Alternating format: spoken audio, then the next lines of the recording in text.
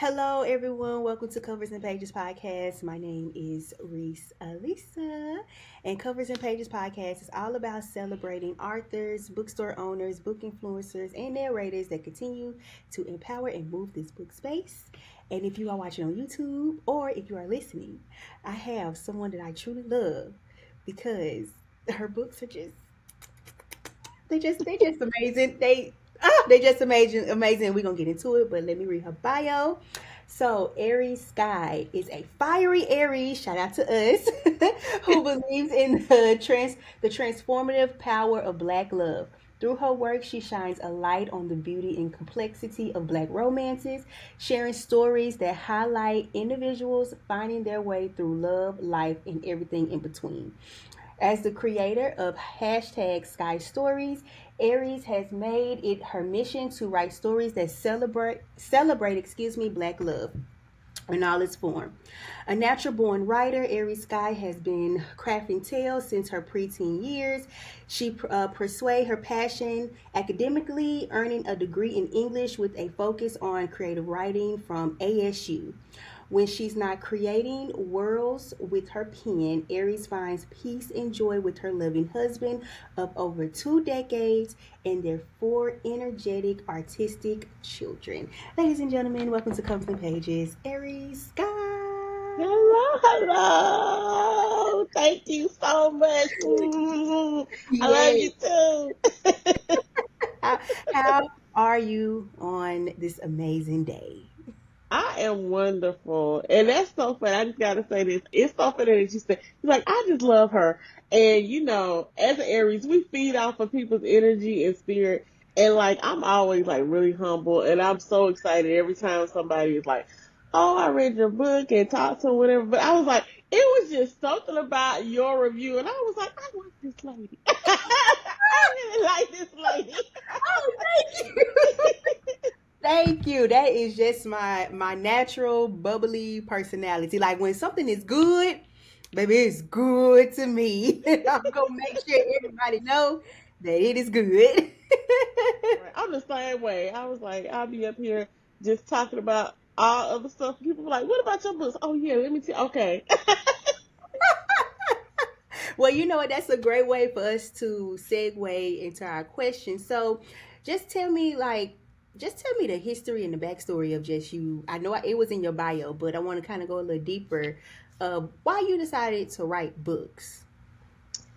Well, I've been writing like poetry ever since like middle school, and book writing came a little bit later. I was doing short stories, and I decided like one day I actually want to be a published author. Like, I had no idea that that was going to come. That was never in my plan. Like, I was just writing for me. And then it was like, one day it was like, you got to do more. You got to do more. And so, how Aries Sky came about, because I was like, I've been married for a long time.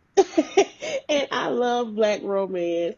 And I just wanted to celebrate that in a sense of just showing characters who were complex, but not necessarily toxic, in the sense of they had to experience love. They might have gone through some trials and some struggles to get there, but still, black love in its rawest, purest form, and just showing these men just loving on these women. And so I was like, I want to do this. That's how that got started. I love it, and congratulations on your marriage. That is just such a beautiful thing to be married that long, and I pray y'all have another decade and more to Yeah. come. Me Okay. too, me too. Because I promise you, when we first got married, people said, "Well, if you make it 7 years, it's 7 year itch." Now I said, "Lord, if people make it 2 years, they doing good." Exactly, because it is rough in these dating streets. I know firsthand. Yes. I know firsthand.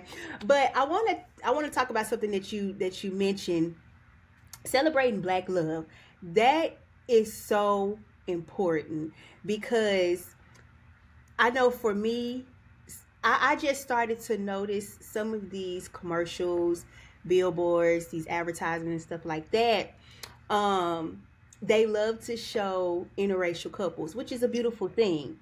And I'm just sitting here like, y'all could find a black woman?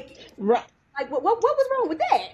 Listen, I'm right there with you because I noticed the same thing. I actually talked to my husband about that. I was like, why do you want to push this interracial couple narrative as if the same thing can't exist between two black people? It's like you Mhm. and not just even that. You would see, the gay and lesbian couples or just the straight white couples. But whether or not it was a white man and a black woman or, a black man and a white woman, it was always interracial when it It was came. always interracial. You just never saw two black people. And I was like, well, now why do they keep doing this?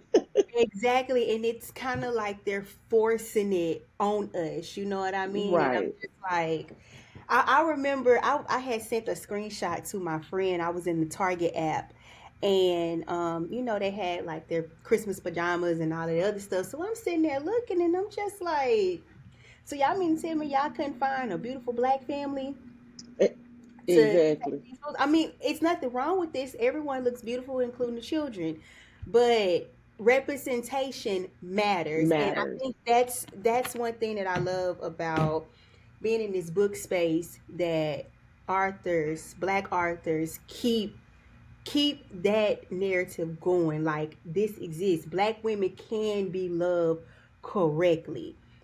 They don't Yes. have to be the fifth, sixth, seventh, eighth, 10th, or third baby mama. You know what I mean? Right. Love correctly. Exactly, exactly. And I'm like, why can't we just show that? Because it exists. It's like, for some reason, we're always deemed, and I always say this because people try to create the narrative that we're unlovable. You Mm, know, we're mean, we're surly, we're gangster, we hard. But the thing about it is, everything we do, everybody loves because that's naturally how we are. Like we're naturally forgiving people. You know what I hello. mean? We're naturally forgiving. We're naturally loving people. I mean, every race has their bad apples, of course. Hmm. We can't deny that. But it's the point that hey, we might have some bad apples, but we got a whole lot of good ones. We got a Right. whole lot of good ones, just like anybody else. And all we're trying to do is live and love and be happy. Exactly, exactly. And one thing about Love on the Ninth Floor that I love was was the fact that hold on, because I don't want to get the brothers' names mixed up. We got Kanan. Kanan. Ooh, Kanan. My girl Niecy, that's my girl. Yes. I love Miss Niecy. Um, Kanan is the second book, and um, who is my boy in the first book? Oh, I Kanan's in love with a nice one, and then Kinston is Okay, yes, I was right. Kanan is in the first book, and then Kingston is in the second. Yes, one thing that I love, well, really both of them, they fought for that love. they did. No, no, this is what I They, want. You are who I exactly. want, and I'm going to fight for it. And I'm just like, it's men. It's not that hard. Ex- Come on.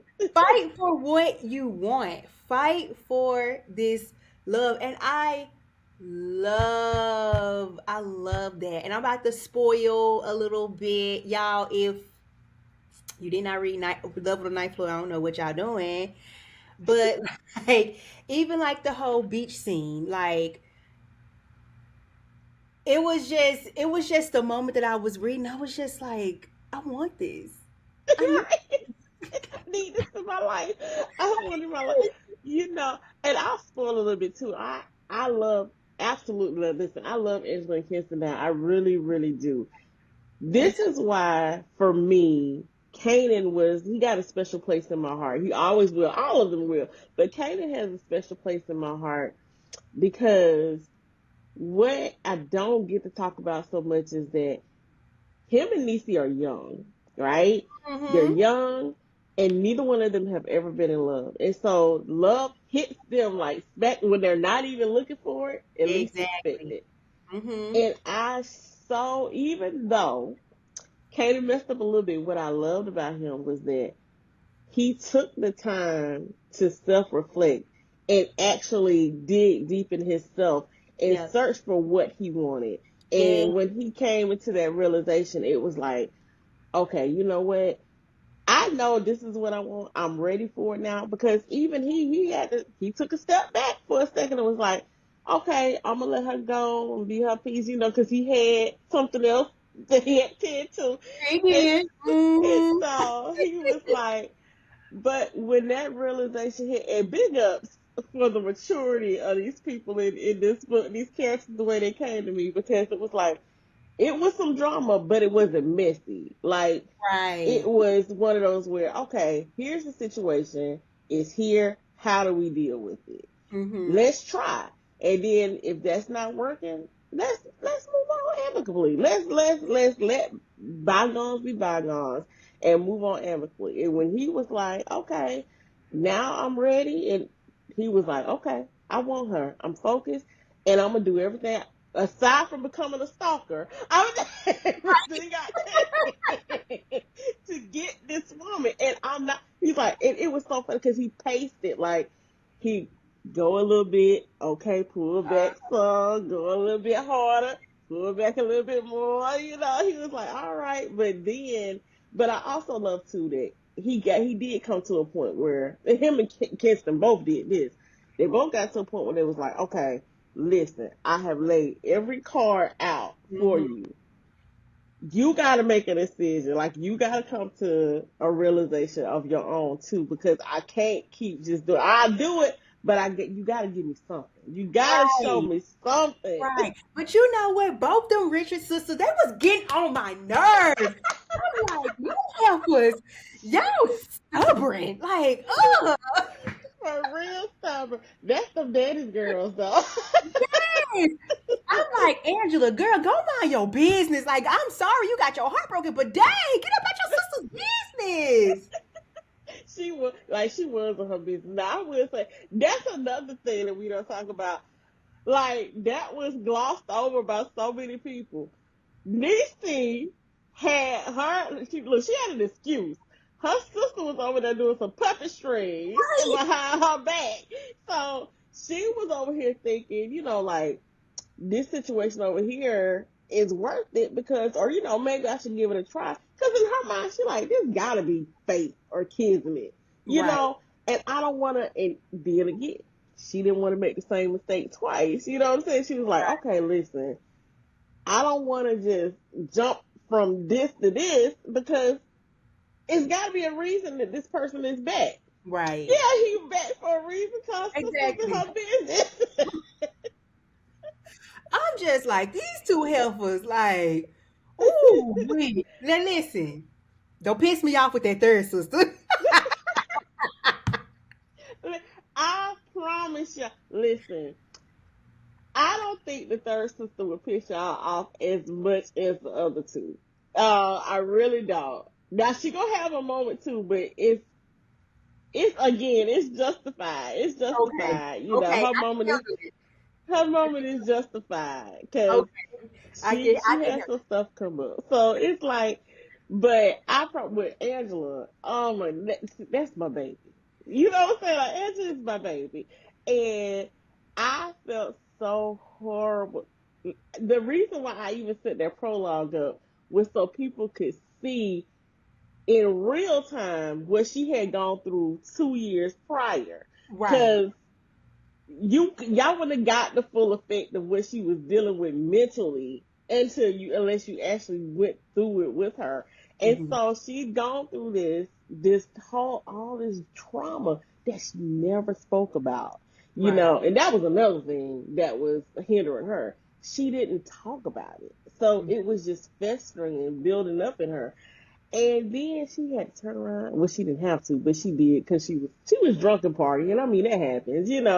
And she goes through it again. But Mm-hmm. here's the thing: that dude was like, he wasn't just her guy. that had been her best friend since middle school. So it's like he was somebody she didn't even know no more. Girl, woo, relatable content. We ain't gonna talk about that. I think another thing that people miss that I don't see a lot of people talk about in Love on the Ninth Floor is that is based off a real story. Yes, And yes, I want to get into that. Like, oh my god. yes. I I say, and I've said this. I always say it all the time. It was actually, what's funny is, to tell you the whole background of that, is that I never even had saw the TikTok, right? What Mm-mm. I saw was an article, I think it was on Pop Sugar or Daily Mail or whatever, because I'm a reader. I read everything. So I'm reading articles, stuff coming down my little timeline, Google, you know how Google put articles up there. And I Yeah. was like, at the time, which was ironic, I was like, I wanted to do stories based off of today's topics, right? Mhm. So that's really what the goal was. It's like I want to build a love story off of today's topic. And I wasn't really looking for anything at the time. I was just like, knew that that was in the back of my mind what I wanted to do. And so when I read the article, I was like, oh my God, I could do a rip from the headline style story, but instead of doing like, CSI and Law and Order SVU style, it'll be about a love story. So I read the article, and all I knew was that she was a dentist. She was in the elevator, and the fireman had rescued her, and she did a TikTok to try to find them because that's all I read in the article. I wasn't even on TikTok at the time, so I was like, this is neat. I knew about TikTok because everybody in my house except me was on TikTok, and so they was constantly sending me videos. And so when I wrote the story, that's all I knew. And so I was like, I wanted to keep it a little bit authentic to it. So that's why I let her be the dentist and save her from the elevator and then do the TikTok. But then I was like, I'm gonna do a step further because by the time I got into writing the story, I was on TikTok and I got caught up in all of these trends and dances and all kind of stuff. Like I was on TikTok all the time. I was like, ooh, I should have never did. This is big.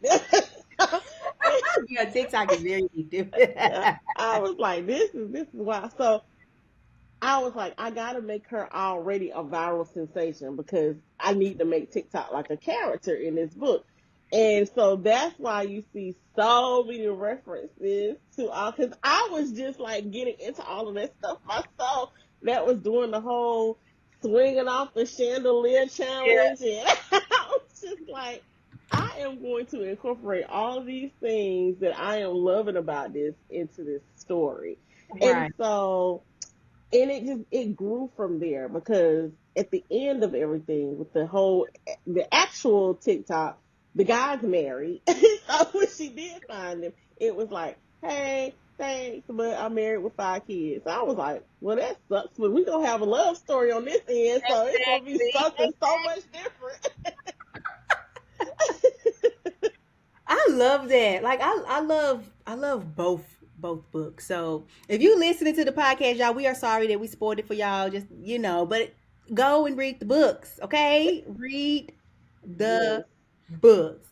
They And are. baby Kanan and Nisa gonna take you through it now, okay?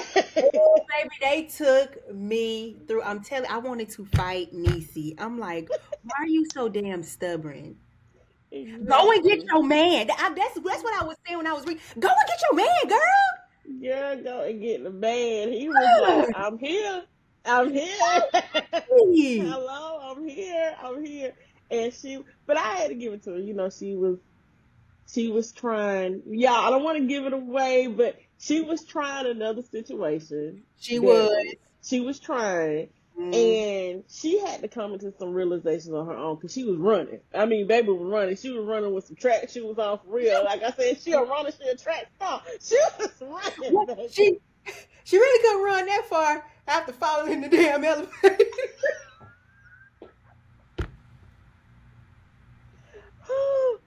trying to be cute. She should have kept the Trying to tennis be shoes on. cute. Exactly. Trying to be cute, girl. That book was just it was so good. I Thank you. so good. Both them books were so good. I am definitely looking forward to the third book. But we'll talk about that in a little bit. So just talk to me. Have you like had any challenges that you faced just kind of just over your writing career as an author? I think the biggest challenge is being an author is finding the time to write, because I'm aware of many hats outside of personal with being a wife and a mom, and that's already enough in and of itself. But it's just finding the time, because it's like during the daytime, it's like, okay, I get up early and do it, but then half the time I'm doing other stuff, household stuff, or doing stuff for my kids, doing stuff for my husband, doing it like, because I'm momager, house manager, everything else, right? So now it's like, now that everything is kind of going, and then like I said, I do other things because I'm a columnist, so I have to do articles for that. So it's like, at first, when I first started this, I had a little bit more time than I do now, and so finding the time to actually let these characters talk to me and pen it, Mm-hmm. that was like the most difficult, because I promise you, what was funny to me was, um my publisher called me about a month before Love on Board was due. And she was like, "Oh, so you ready to turn it in?" And I said, "Turn what in?" And she was like, "Love on Board." I was like, "When is it due?" And she was like, "In 30 days." I was like, "Oh, hmm, no, can I get an extension?" And she was like, "Well, how long do you need?" I said, can I get 2 months?" And she was, she was like, "Oh, okay, let me look at the calendar." So she looked, and she came back and she said, "I'll give you 2 additional months." I said, "Thank you." She said, "Well, how much have you written?" I said, that very juicy prologue that's at the end of Love on the Rebound. She said, "Yeah." I said, "That's how much I read." She was like, "Oh yeah, get off the phone. You gotta go write a book." So I literally wrote Love on Board in like 3 months, and then I still needed it like a couple of weeks extension, because I was like, I gotta read through it or whatever to make sure that it's good to go. But I will say this, and I was nervous because I had honestly planned in my head, of course, Niecy's story was planned.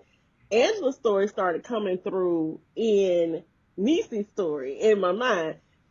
Achilles was one that I had not been like 100% on. Like, where am I gonna go with this? And then I said, okay. So then I wrote this great dynamic prologue, and I said, who? Where am I gonna go in this story, and how am I gonna get there? So I really had to. I took a few days to kind of buckle down. I had to be like, listen, time out on everything, y'all. I can't do nothing right now. Right now, my main focus gotta be this book. And it really started to come through, like, within about a week. She just really started talking to me, and I was like, "Oh, this gonna be good. This gonna be good. This gonna be good." So I have already had a couple beta readers that tell me that Akita's story is their favorite. Really? Oh, I'm so Uh, excited. and I am that so was excited. crazy to me, because knowing how good and how much people really love Love on the Ninth Floor, and how many people are connecting with Love on the Rebound, I was just like, I can't believe it. Because, it's some people that's like, I love Love on the Rebound, better than Love on the Ninth Floor. And I was like, well, I'm glad, because, we had that stigma where sometimes the sequel's not as good as the first one. Right, So, exactly.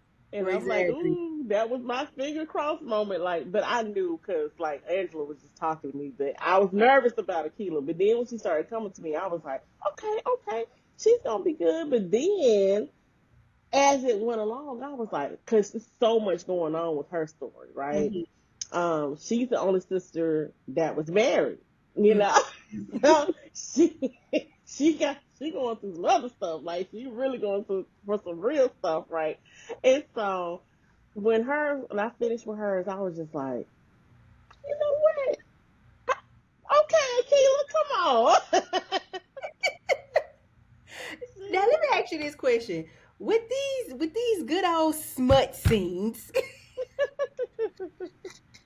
how does that inspiration come to life? Like, is this something that, as a single person, I can only speak for myself. Now, if I was a good old author, okay, and I was writing a book, I ain't gonna lie. When it comes to a sex scene, it'll be something that I would want done to myself. Listen, so I always say, and it's so funny because somebody say, "Well, do you think about you and your husband?" I said, "Absolutely not. I cannot think about me and my husband because in my head, if I do, I'm going to be writing something that he and I, do, Yeah. and Mhm. then I'm going to open this up for all of these females to be reading. I'm like, y'all ain't feeling love with my Right. doing to me. No." So I was like, because then somebody asked me, I'm like. Yeah, and they be like, "Oh, so that's what you and your husband doing?" That stay in my mind and be like, "That's kind of weird." Like, no. So, but I will say this: I try to go with my imagination on it. Like, of course, you draw from experience too. But some things I'm like, okay, you know what? If this was happening, what would I do? You know what I mean? So like for instance, like Kinston owns a gym, right? Hmm. So in Love on the Rebound, it's a it's a little scene there. And I was like, you know what? Let me put something in the gym. I ain't never been in the gym, but I imagine if my man owned one, we gonna have to christen it. I'm with you when you're right, sis. I'm with you when you're We gonna have to christen it or something. right. Okay. Cause listen, that beach scene. Now listen, I promise you that was what you said. It's something I would have wanted. Like I was like, hey, I told my husband, listen here, next time we on the beach, we gonna have to do this. Do this. Listen, we're gonna have to just do it. I love it. I love it. We gonna Honey, do I was reading that. I was like, baby, I wish it was me. God, I see what you done for others. Do it for me too. Look, don't do it without me. Oh me.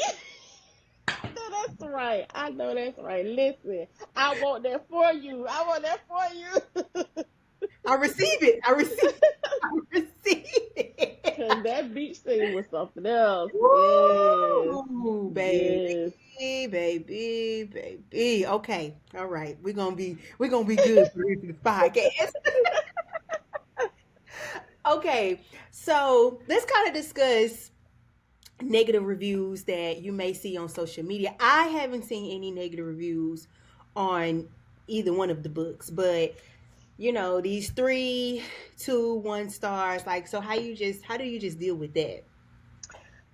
Well, you know what? I've learned to accept very early on that despite how good I might think something is, everything isn't for everybody. Like somebody is just not going to get it. They're not going to, love it like I do. And so I grew a pretty thick skin on it. And I try to take, at least the people who are being positive, or just saying, well, maybe see, I had one person it tickled me to pieces. Like she liked the book, but she was like, I wanted them to turn up some more, and she was like, but maybe I'm just toxic. That tickled me because the thing about it is, that's exactly what I didn't want in. I didn't want it to be toxic. So I was like, even in essence, it still did what it was supposed to do because she recognized that it wasn't toxic. And she was like, maybe I'm just a toxic reader. And I was like, yeah, no, because, everything, and I say that to say, of course, like it's all in us to turn up, especially on certain situations. Like you try to be as adult as you can, Hmm. but there are times when you have to, you have to come up out of that shell and be like, you know what? Now wait a minute now. But I was like, it's not gonna happen in every situation. Everybody's not gonna react the same. Right. And sometimes you just, and that's what I want to show. It's like, no, the best revenge sometimes is just knowing that that person is not impacting you anymore. Like you don't affect me no more. Preach, I don't preach, care no more. preach, preach, preach, honey. I'm about to tell y'all a true story that happened to me. Me and this guy was chit chatting, and just a couple weeks ago, I just went silent, like Yes. silent on him. I think I not think I know. I blocked his number, blocked him on TikTok. And what happened was I'm so petty. I blocked him from my bookstagram. Okay, you ain't finna get you ain't You finna be get watching these nothing. book reviews. You Okay, get nothing. I you don't even get want you to do nothing that. from me. Okay, and I completely forgot that I deleted my personal Instagram page. So I got it back. So when I got it back, I posted something or whatever. But anyway, he wrote me and he was like something about a goodbye would have been a goodbye would not hurt or something on them lines. And I just respond with and I'm gonna tell y'all this is what I said, and I'm bringing this up to comment on what you just said. I said, quote, silence sometimes can be the best solution after you've done enough speaking, end quote. I know that. Listen, because what is there left to say? It's I'm nothing else to sorry. say. There's nothing else to silence say. silence will kill a person. When Exactly. somebody realize that you like that they don't have that access to you anymore, Mm-hmm. that's gonna mess with them. Exactly. Especially when you know that they're trying to get a rise out of you, or they just want to kind of poke until they can get a rise out of you. And that's another thing. It's like, I'm trying to tell you, I don't know where anybody else is on. Maybe it's me being in my 40s, okay? But when they say you hit your 40s, you value peace more than anything else. Listen, can't nobody disturb my peace. I promise you that. And that's probably why I write with, such peace, because I refuse to let somebody disturb my peace. Now, there's a few ways you get up under my peace. I ain't gonna put it out there in case somebody want to try it, but in case somebody want to try it. Y'all, But please know us Aries, we sweet, but baby, when you poke the bell, that part, that part, please don't because please let that bell let stay that sweet. in hibernation. Let us stay in Exactly. hibernation Cause if that bell wake up, if a Aries wake up, baby, you got hell to pay, especially on an your Aries hands. woman. You got hell on your hands, and I promise you, because we gonna drive you to the 11th circle of purgatory. Okay, we ain't gonna just Okay. drag you to hell. You gonna be deep down in the depths of that thing. By the damn fire pit. You hear me? You gonna, it's gonna be way down there. I'm talking about we might not even be able to climb out the damn pit. we gonna drag you so far. Listen. Cause sometimes I just be having to ask myself, girl, did you really do and say that? I'm, Listen, it was so funny. Somebody did a Aries be like video, and the girl was just walking, and she was just smiling. But it was like in your head, it said Aries be like when somebody piss you off, and you trying not to say nothing. So she walking and smiling, but in the background, Tupac Get Money with playing was like my phone make sure all your kids. So I was like, that is so true. That is It the really truth. is. It really is. Cause baby, in my mind, I might have this nice, sweet, innocent smile going on, but in my mind, baby, I done whooped your ass about 4 or 5 times. Exactly. 4 or 5 times. And if you keep on, it's gonna happen. Exactly. Oh my goodness, it's gonna happen. I'm Oh my trying to god. tell you because my friend, it take all of my friends that's known me since we was in high school to tell you about that. They'll be like, "No, people, please appreciate who she is now because who she used to." That part. I said yes. They be like, we didn't have to never do nothing. We knew who to call. Okay. I'm like, yeah, child, I'm trying to, no, I'm gonna stay over here. Yeah, I'm gonna just sit here and I'm gonna read this book. So don't bother me, please. I'm at peace. Exactly. I got my books. So let me just stay there, Just okay? let me stay there Because if in I my have to little put this, humble piece. because if I can put this book down, it ain't gonna be nothing. Exactly. Ain't gonna be nothing. Exactly. So People have you? say, Mhm. I say, people always say now, what's one word to describe you? I said, unproblematic. Because I promise you, that's where I'm at. I'm so unproblematic. Okay. Okay. I just don't have time for it. I don't have time for it. So have you ever felt like you wanted to leave the book space? No. I actually, I love this space. I really do. I love the banter. I love things irritate me about the book space at times, but it's like, but I love it overall. I love writing. I love crafting stories. I love, like this, just the conversation between us. Like, these are the type of things I love about it.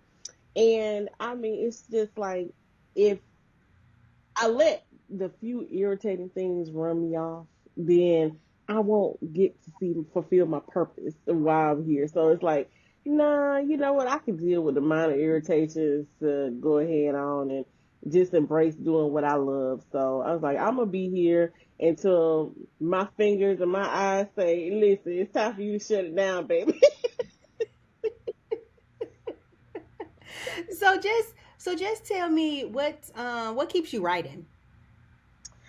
I think just the fulfillment of it. It is very fulfilling to me, even though, I wouldn't care if one person read it, if nobody liked it, because of the fact that I'm doing something that I know I was meant to do.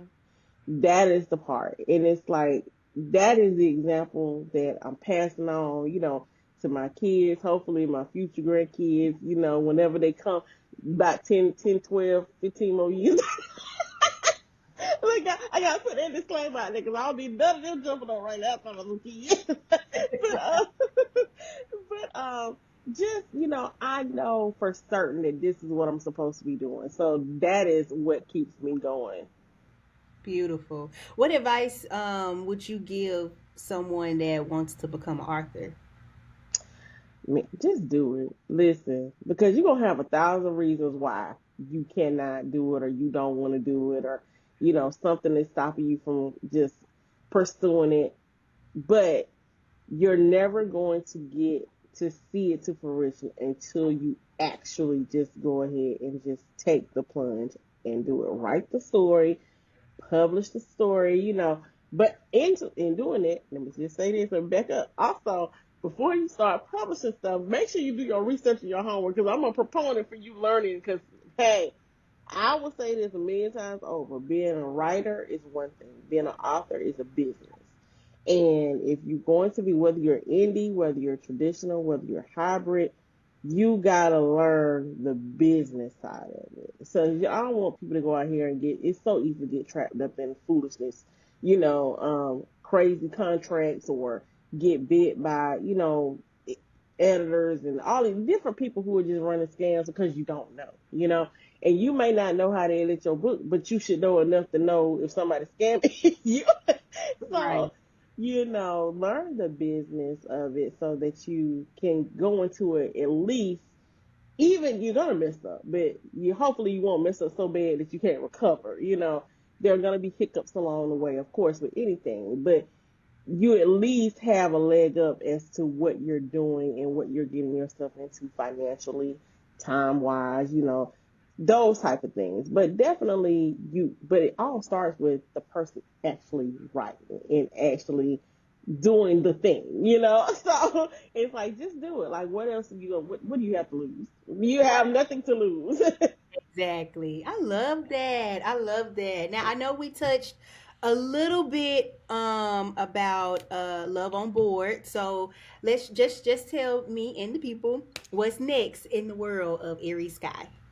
Actually, I have a few novellas. Okay, so the whole Love On series, Love on the Ninth Floor, Love on Rebound, Love on Board, they are traditionally published books. So the release dates are determined by the publisher. I have no control over that. I can beg and plead all I want to, but they'll release it when they want to release it. So, and that hence is why it does. But I get it. When you're dealing with a publisher, they have several releases that they're putting out, and that has to be strategically timed, right? So if you have a lot of people writing romance, you can't put out all romance at one time because then everybody's book suffers across the board. You want them to be able to have a fair chance at marketing and promotion. So hence, that's why they extended out a little bit longer. Like I say, Love and Rebound came out a full year and a month after Love on the Ninth Floor. Although that book was actually ready for a long time, it was just I had to wait for the release date, so I was on pins and needles. But in the interim, I can do some indie releases, so that is what I'm doing. So you actually get a couple indie releases before Love on Board, but these will be slightly different. These will be a little bit urban fiction romance. So they still won't be toxic. I promise y'all ain't gonna get no toxic men. One of them might be a little toxic. He might be a little bit. He's just young. That's all it is. He's just young. So I do have Supreme, which is a novella that is going to come out in February of 2025. So the second book will be Savior, and then the third book will be Saint. But anyway, those are the Love Brothers. So you have Supreme, Savior, and Saint. But Supreme will be out February 2025.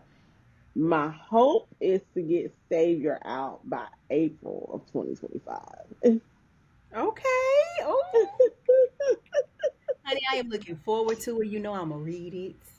Thank you Do it. so much. I appreciate it. I love it. These are, yeah, they're a little bit more rough around the edges as far as their lifestyle is concerned. But now they still loving on women now.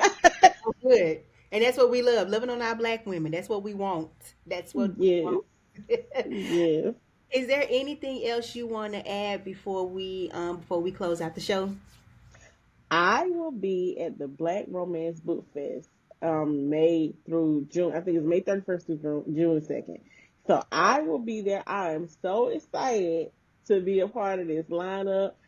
Like I said, I'm going as an author first. I am, but I promise y'all, I'm trying to figure out who I can get to help sell my books, because I need to go run around and convince some authors too.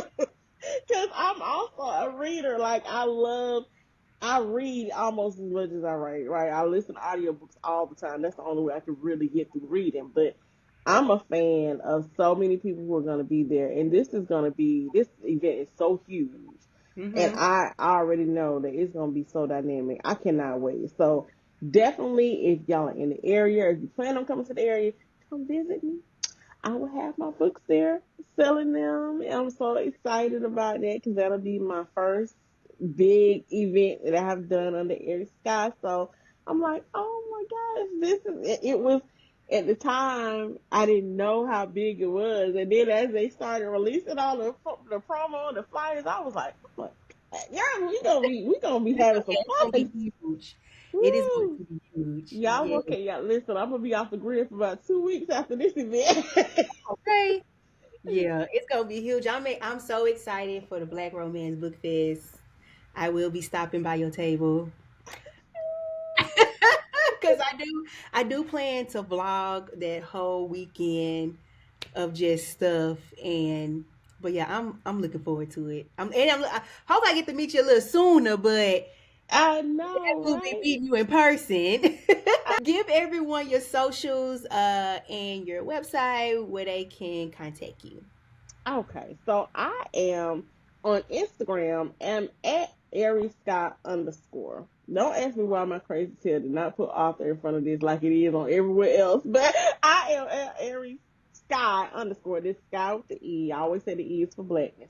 Um, and I am on Facebook and TikTok and on YouTube at author Aries Skye. I don't know if you know this. Let me just say this right here. I put your review video on my YouTube channel too, as well. Period. For Love of the Night Floor, I sure did. I put it on my YouTube channel, and I was like, I love this so much, I'm gonna post it. So, Thank you. I'm about to go check it out. yes. So, and my website is authorariesskye.card, CARRD.co. And that is where you can go. You can sign up for my mailing list. You can also go to my web store. It is where I'm selling my books there as well. I also have the Love on the Ninth Floor book box and the Love on the Rebound goodie book bag. And these are things, so like the Love on the Ninth Floor book box is like themed for that book. The book bag is themed for Love on the Rebound, of course. Kinston is Jim Head, so that's why it's a drawstring backpack. So it's like I try to Yes. do things themed towards it. And also, how could I forget this? Okay, Love on the Rebound will be in Target, shelved in Target starting mid-January. So please, y'all, I don't know if y'all been following the whole Walmart thing, but we got to give some big ups to Targets because they're supporting our Black books. So y'all please go out there, Yes. buy the book from Target so that they will continue to purchase from Black vendors and Black authors and support us because they haven't succumbed to the pressure. So they will have my book there, a few other authors, and I just love the fact that they are still supporting everybody Black. Okay. Yes. I love that. And I was going to actually mention it like, hey, my girl books are in Target. Yes, So go yes. and grab it. And also purchase on the website. Purchase on the website. Purchase on the website. Purchase Thank on the you. website. Purchase the website. And Yes. if you don't purchase, just come to the book fest and I'll be there There too. we So go. There we go. And you can get an autograph. You can take pictures, get a hug, you get all that good stuff. Okay. yes, Yes, yes, yes. yes. Love it, love it, love it. Well, thank you so much for joining me on this podcast. This was a really good, fun conversation. I love everything about this conversation. Yes, me too. Me too. But I knew we was gonna have fun. Yes. Thank you, everyone, for listening and watching and supporting Covers and Pages podcast. Be sure to follow Aries Skye on all of her social media channels. Follow me on all of my social media channels. And I don't have anything else to say. You got anything else to say? No, that's it. Nothing but thank you so much for having me. I enjoyed it. Yes, thank you. Like I said earlier, I love you. Oh, I thank love you. you. All right, everyone. I will speak with y'all in another podcast. Bye.